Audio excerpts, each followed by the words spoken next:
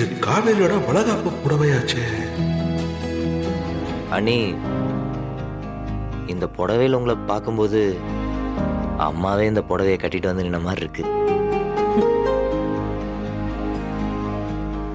புடவையில தீப்பட்டுச்சுன்னு பதறி போன மனசு இப்ப ரொம்பவே குளிர்ந்து போச்சுமா.